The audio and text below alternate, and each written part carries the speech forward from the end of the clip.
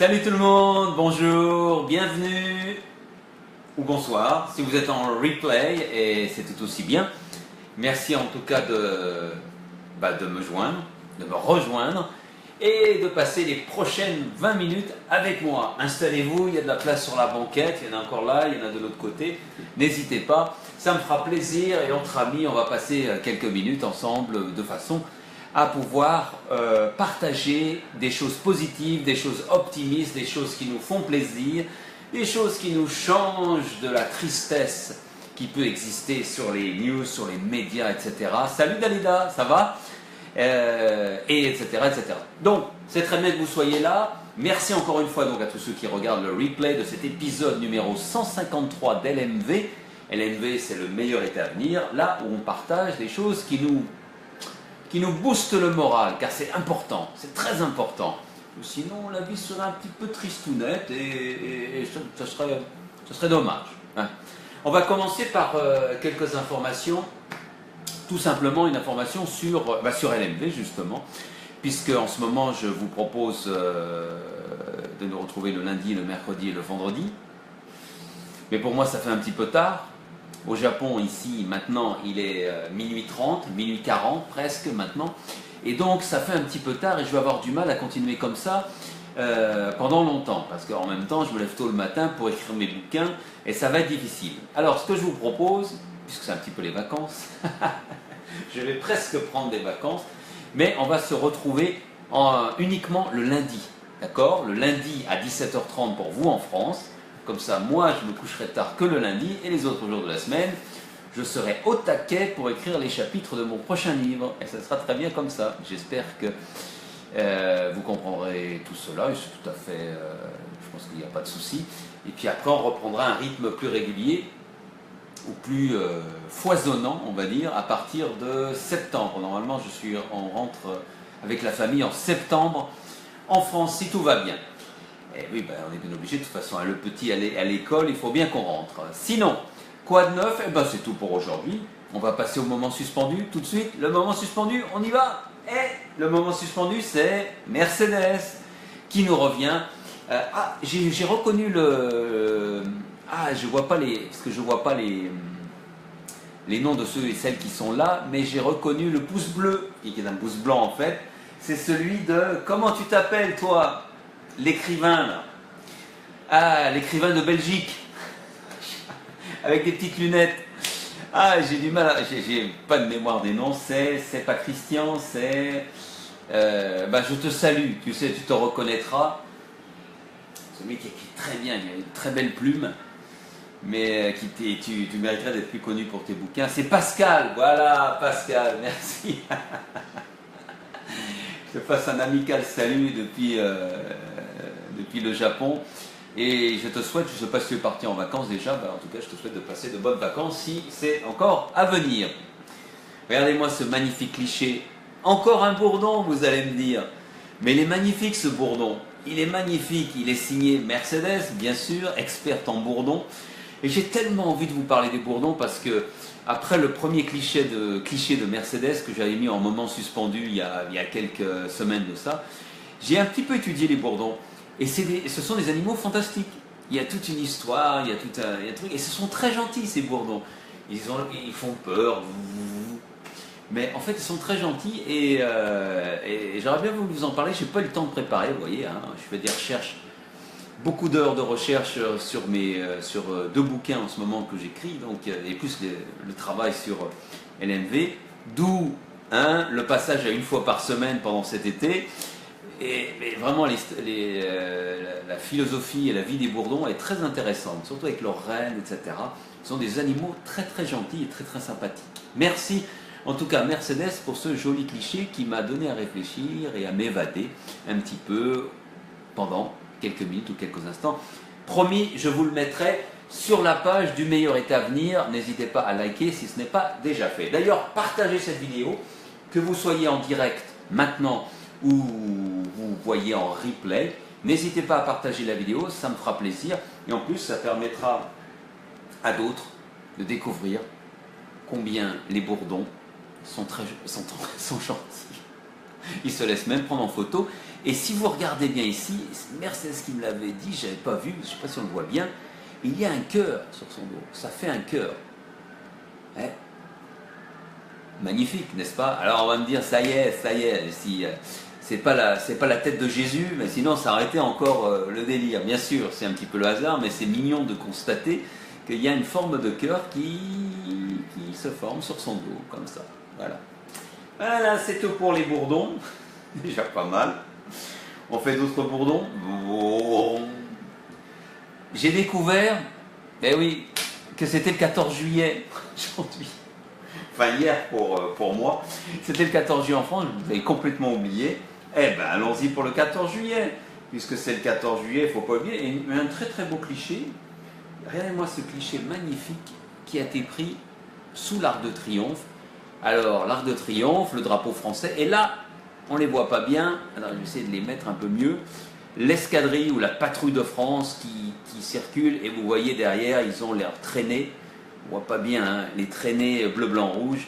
Ah, c'est difficile là. Voilà, ça y est, là vous les avez. Les traînées bleu, blanc, rouge, c'est un magnifique cliché. Je ne sais pas qui a pris la photo. Là, il y a un truc qui est écrit, mais j'arrive pas à lire, mais magnifique cliché. Attendez, je vais voir si j'arrive à le voir. AG Photographie. Donc c'est AG Photographie qui a pris ce cliché qui est magnifique. Et il y en a un autre qui est pas mal aussi. Alors, une autre version partagée par Déborah. Merci Déborah.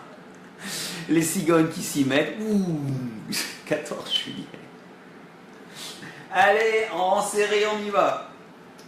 J'ai trouvé ça sympa. C'est le 14 juillet. Et le 14 juillet, le président Macron, et Manu pour les intimes, a fait une déclaration très importante. L'histoire de France ne commence pas le 14 juillet 1789, mais ce jour-là, le peuple a montré quels idéaux il voulait suivre. À bon entendeur, salut. Si ça nous plaît pas ce que fait Emmanuel, eh ben on sait quoi faire, tout simplement. Et puis une petite dernière sur le 14 juillet, où est-ce qu'elle est? Cette photo. Cette photo, c'est un screenshot de la télévision où on voit qui ça? Nicolas Hulot, juste derrière, moi je ne savais pas, j'ai pas la télé ici et je ne savais pas, juste derrière, Trump, l'un derrière l'autre, même cravate, sympathique et tout, ils doivent écouter l'hymne national. Et juste pour le plaisir, je vais rappeler ce qu'a dit Nicolas Hulot au mois de mars dernier. Ce que fait Donald Trump contre le climat sera sanctionné par l'histoire comme crime contre l'humanité. Il a dit ça le 30 mars 2017. Vous savez qu'il a renoncé aux accords de Paris sur le climat, etc. Il a rejeté tout ça. Ben, ça n'empêche pas Nicolas de se trouver sur la même tribune et juste derrière, avec le plus grand sérieux. Et cette phrase et cette image étaient partagées par Sabrina. Je tenais à la saluer parce que, bah oui, hein, il fallait le noter quand même. Hein. Bon, ça veut rien dire. Hein. Hulot va lui donner un coup de pied aux fesses et va lui dire « Trump, allez, on se remet au climat ». À mon avis, c'est pas du tout ce qui va se passer. Enfin bref, on verra bien. Allez, qu'est-ce qu'on a comme petite nouvelle sympa? Oh, celle-là, elle est bonne. Elle est bonne. C'est François qui a partagé ça. Elle est bonne, celle-là. C'est l'histoire d'un loup malvoyant qui traverse la route pour aller chez son opticien. Une voiture arrive et paf, le loup.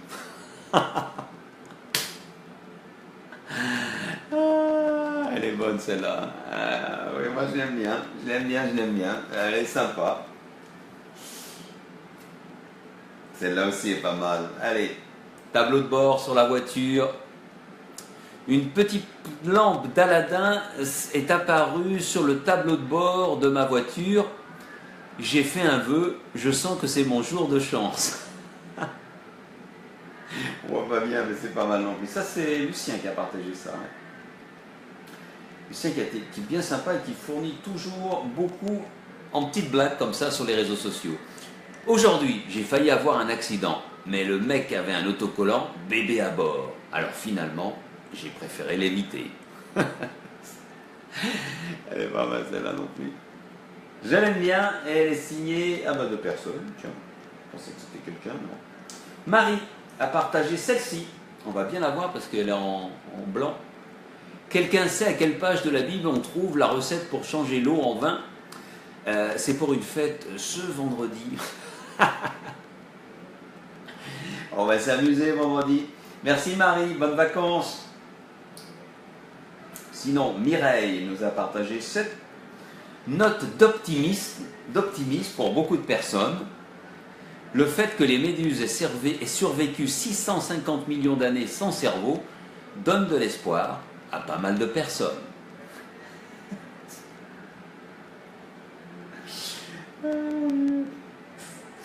Sinon... Ah, éloigner les enfants. Celle-là m'a bien fait rire, mais elle est un petit peu osée. Alors, NSFW, si vous savez ce que ça veut dire en anglais. Not safe for work. Partagé par Nina. Hein. Nina, c'est toi qui l'as partagé. Je suis obligé de le dire. Mais bon, elle est un petit peu osée. Allons-y. Choc civilisationnel. Le transfert pileux en question, avec une faute, tiens, je ne l'ai pas remarqué. 1970, 1980, 1990, 2015. C'est horrible. Non, elle n'est pas horrible, elle est vraie. En plus, c'est vrai.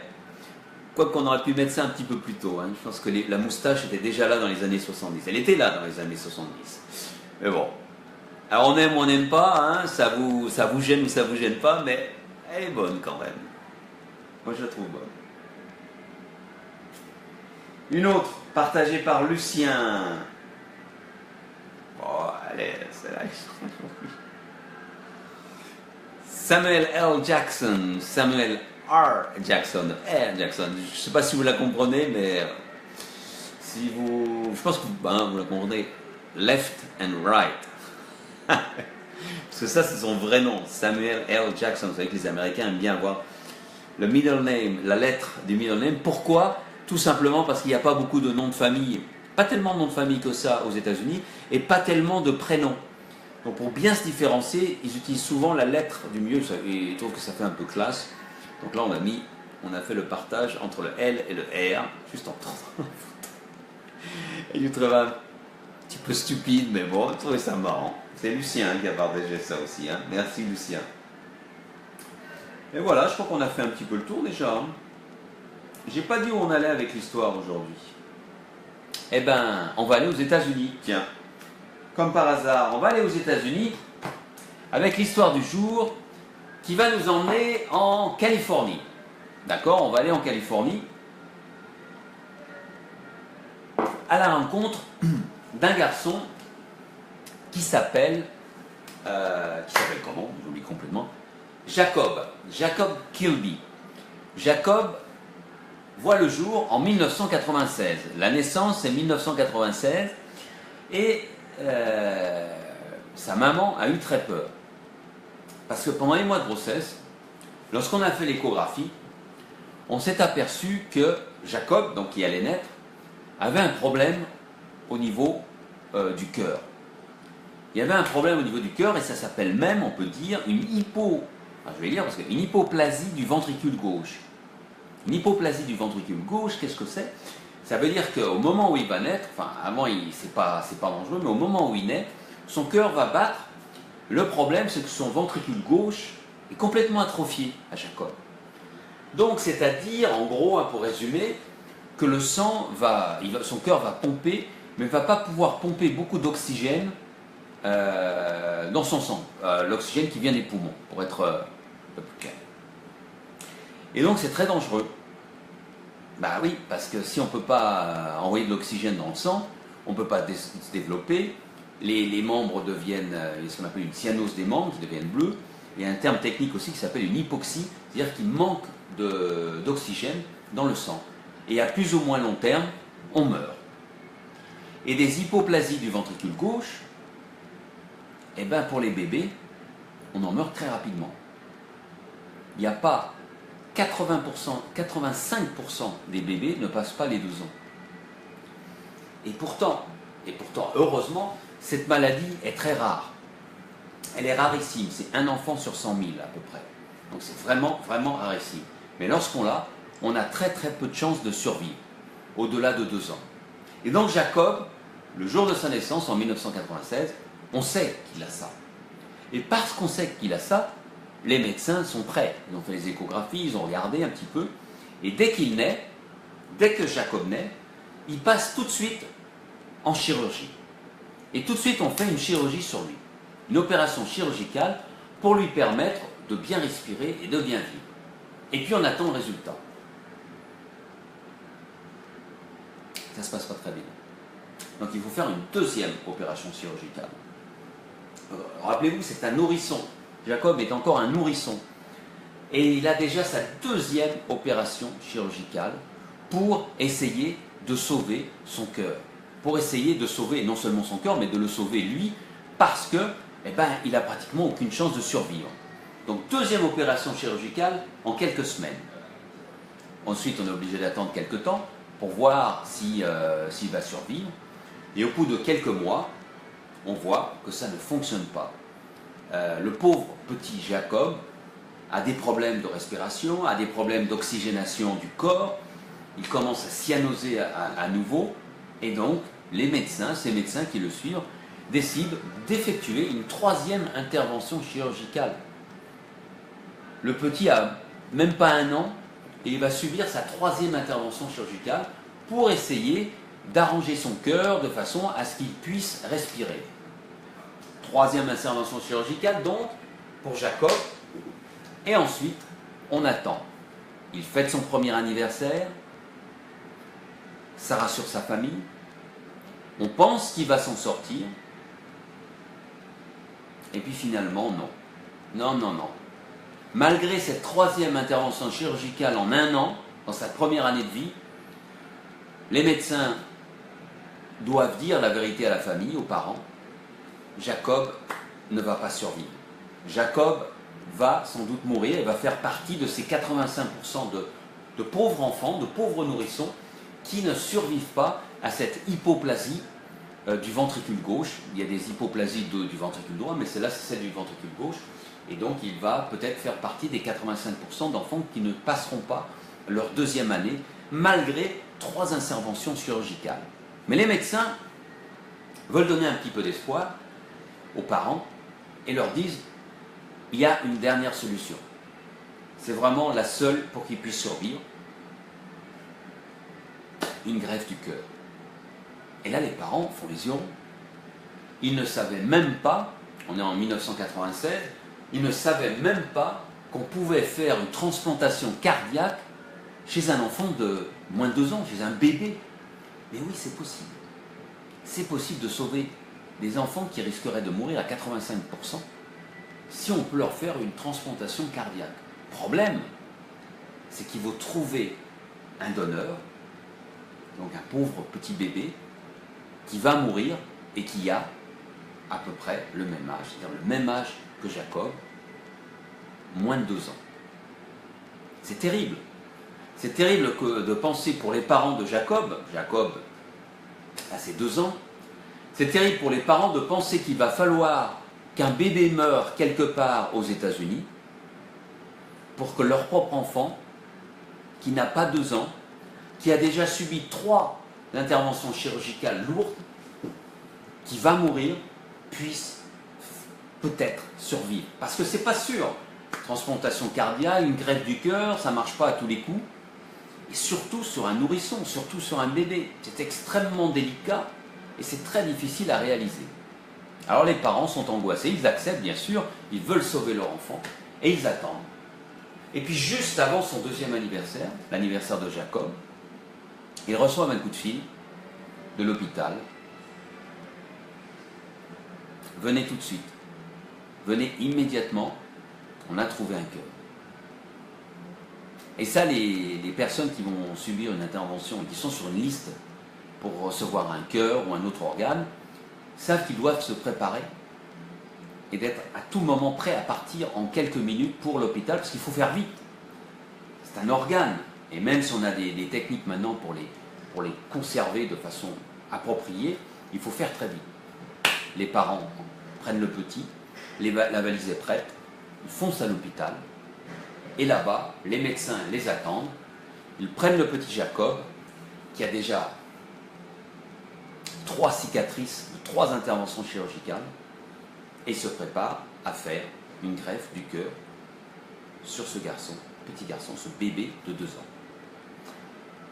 Ses parents lui disent au revoir, ils ne savent même pas s'il va survivre, parce que c'est une intervention très délicate. Ils ne pensent même pas aux semaines d'après, ils pensent juste à l'intervention.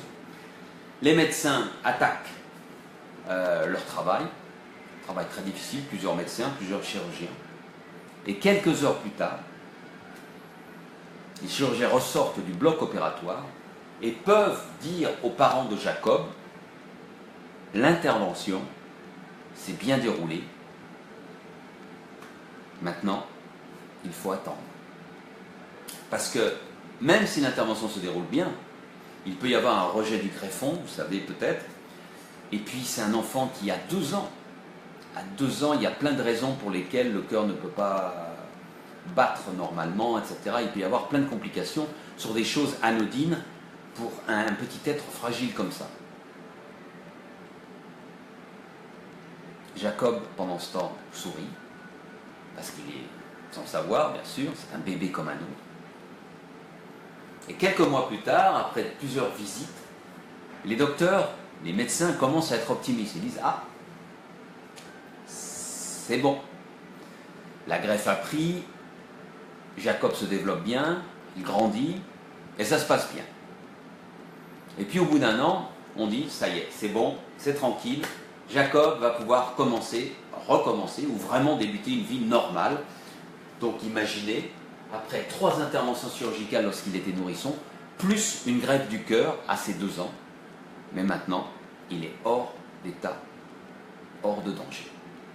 Et Jacob, comme s'il le savait, va prendre la vie à bras-le-corps. Il va adorer ses parents, il va grandir, il va aller à l'école, il va avoir une école primaire tout à fait normale. Il va faire du sport, etc.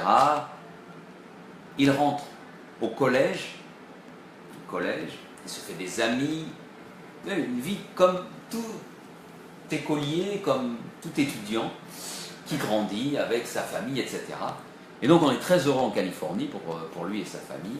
Et Jacob, le premier, qui sait qu'il a eu un cœur lorsqu'il avait 2 ans, est heureux et apprécie ça. Tout se passe bien, il rentre au lycée, il décroche ce qu'on appelle le bac aux États-Unis, il a des bons scores à ses SAT, etc. Et puis, il se prépare à rentrer en université. Et là, c'est génial, on va rentrer en université. Il a 19 ans, et un matin, il a 19 ans, un matin, il sent quelque chose qui le gêne au cœur. Il va à l'hôpital, on l'examine un peu, le cœur va bien, tout va bien, etc. On ne sait pas trop. Donc on le renvoie chez lui avec quelques médicaments. Et quelques jours plus tard, Jacob, tout d'un coup, effectue une crise cardiaque. Il a une crise cardiaque. Panique totale chez ses parents, panique totale de Jacob, qui est envoyé à l'hôpital, rush à l'hôpital. Tout de suite, il est mis sous assistance respiratoire, artificielle même, parce qu'il s'évanouit, etc. Et là, les parents ne comprennent plus rien. Ils disent, mais qu'est-ce qui se passe? Parce qu'après tant d'années, est-ce que le cœur a un problème? Le cœur qu'il a reçu. Rappelez-vous, il a reçu son cœur, son nouveau cœur, sa greffe du cœur, il avait 2 ans. Et là, maintenant, 19 ans, et donc 17 ans après, il a une crise cardiaque. Panique totale, donc, chez les parents. Terreur même. Ils se disent, on ne va pas revivre les angoisses terrifiantes qu'on a vécues lorsqu'il avait 2 ans, les 3 chirurgies, les 3 interventions chirurgicales, plus la greffe du cœur. Sa vie a débuté de façon absolument horrible. Après, c'était bien, mais maintenant, est-ce que ça va revenir? Alors, les médecins examinent Jacob et surtout son cœur qui lui a été donné par un autre bébé de 2 ans. Et reçoivent les parents. Et il leur explique que, ben non, ça ne va pas. Ça ne va pas aller du tout, le cœur est en train de lâcher, pour une raison inconnue. Et donc, Jacob ne va pas survivre une nouvelle fois. Mettez-vous à la place des parents.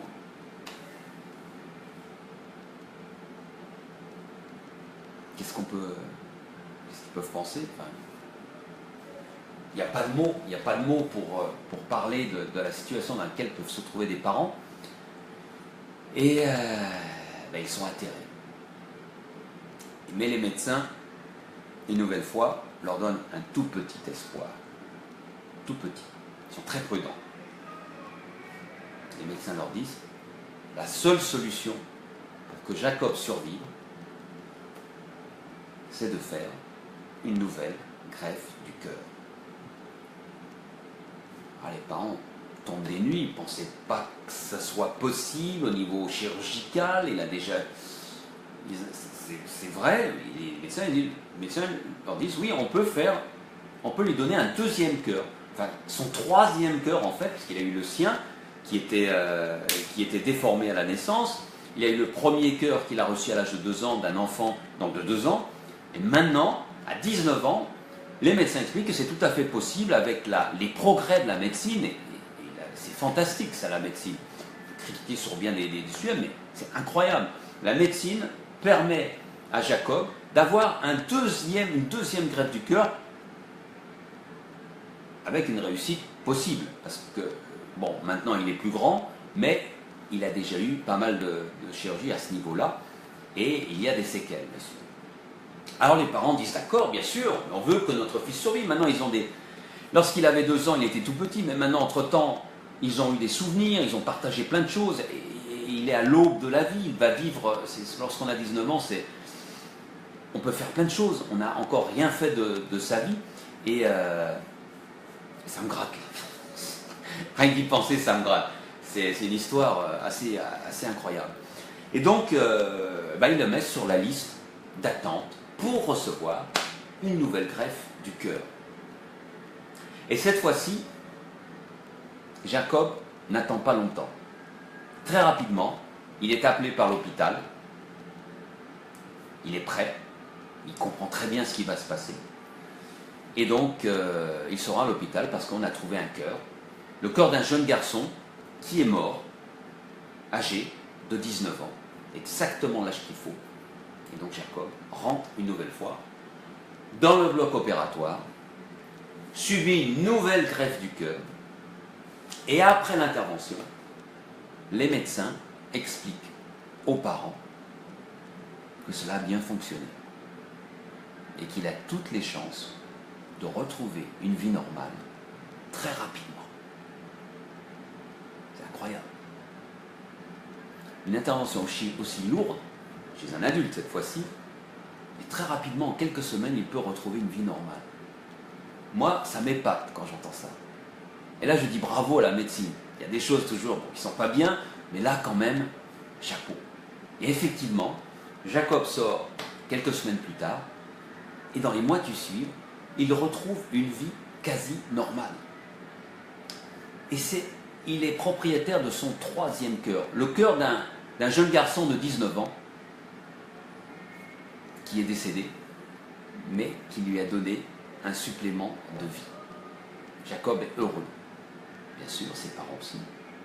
Et il va pouvoir aller à l'université, et donc poursuivre ses études, poursuivre sa vie, apporter du bonheur sans doute aux autres, partager des choses intenses, toutes celles qu'il a vécues. C'est une belle histoire, non? Progrès de la médecine et intervention chirurgicale. Toutes ces choses qui me rendent optimiste sur pas mal de choses. Mais c'est pas fini. Vous connaissez. C'est pas fini. Alors qu'est-ce qui a bien pu se passer après? Je vais vous raconter. Il se trouve que à peu près 2 ans après l'intervention pour ses 19 ans, donc maintenant Jacob a 21 ans, c'est au mois de mars dernier. Et là, je vous rassure, son cœur va très bien. Pas de souci. Il reçoit un coup de téléphone, Jacob. Il reçoit un coup de téléphone d'un homme qui s'appelle Kelly. Et il reçoit ce coup de téléphone parce qu'en fait, il sait exactement qui est ce monsieur, qui est ce Kelly, Kelly Turner. Qui est ce monsieur Turner qui appelle depuis l'Alaska? Il sait très bien qui il est parce que Kelly l'a déjà contacté quelque temps auparavant. Et pourquoi il l'a contacté? Parce que Jacob a reçu le cœur, donc d'un deuxième cœur, le cœur d'un garçon de 19 ans. Et lorsqu'on reçoit un cœur, le donneur, bien sûr, est anonyme et le receveur est anonyme. Mais le donneur ou la famille du donneur, vous savez, on a fait une histoire il n'y a pas longtemps sur ça, il y a 2 épisodes exactement. La famille du donneur peut demander à contacter le receveur, et si le receveur est d'accord, on peut transmettre les coordonnées du receveur au donneur, à la famille du donneur. Et donc Jacob a accepté que la famille du donneur, de ce garçon de 19 ans, le contacte. Et voilà, Kelly le contacte. Kelly, ce monsieur de l'Alaska, le contacte. Et Jacob, alors, je paraphrase un petit peu, mais Jacob est ému parce qu'il va parler à la famille qui a donné, dans le fils sans doute, ou le parent a donné le cœur. Et lorsque Kelly lui parle au téléphone depuis l'Alaska, lui il est en Californie, à San Diego, la discussion prend une tournure un petit peu différente, complètement inattendue pour Jacob. Il ne s'attendait pas du tout à ça. Et Kelly, qu'est-ce qu'il lui explique? Et ça c'est incroyable.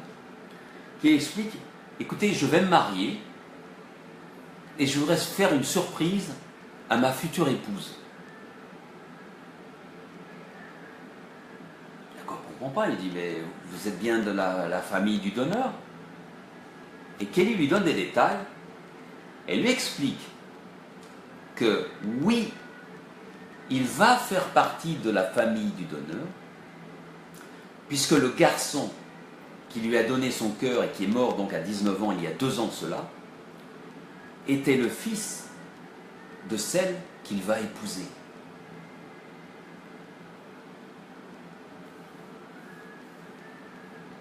Elle s'appelle Becky. Elle a 40 ans. Et il y a 2 ans, elle a perdu son fils, qui avait 19 ans. Et son fils avait décidé de faire don de ses organes. Jacob a reçu le cœur, et 4 autres personnes ont reçu d'autres organes vitaux de ce garçon.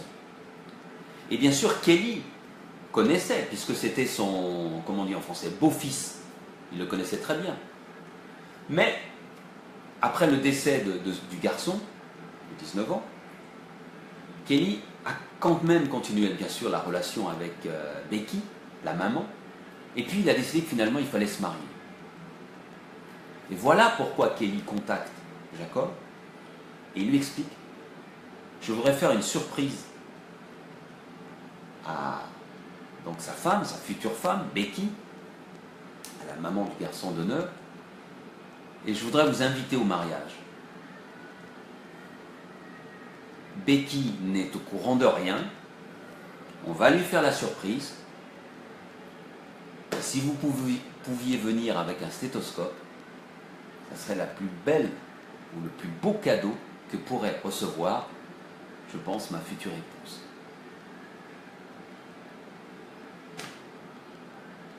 Vendredi dernier, il y a eu un beau mariage en Alaska.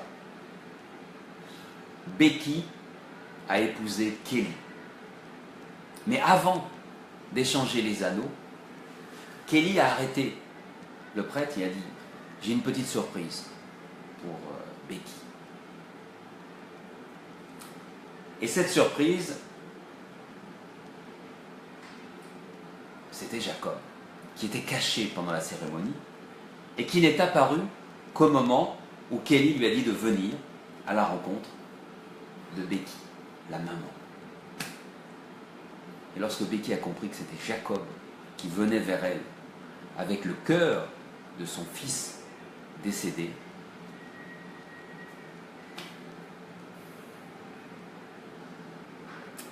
voilà l'image. Jacob, Becky la maman, écoutant le cœur de son fils décédé 2 ans auparavant.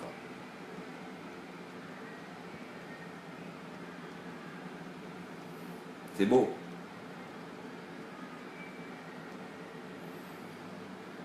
C'est tellement beau que si vous regardez sur les images, là ils se font un grand hug. Regardez les images, il n'y a pas une seule personne qui ne pleure pas. Regardez les mouchoirs. Ça a dû être absolument émouvant. C'était vendredi dernier en Alaska, le mariage de Becky et de Kelly et Jacob, qui était l'invité surprise, avec le cœur, portant le cœur du fils décédé de Becky. Voilà les trois, le marié, la mariée et Jacob au milieu. Ce garçon incroyable qui a reçu une première greffe du cœur à l'âge de 2 ans, une deuxième à l'âge de 19 ans, et qui a fait le plus beau cadeau du monde à une maman qui se mariait et qui avait perdu son fils 2 ans auparavant, celui de pouvoir écouter le cœur de son fils d'honneur dans la poitrine de Jacob.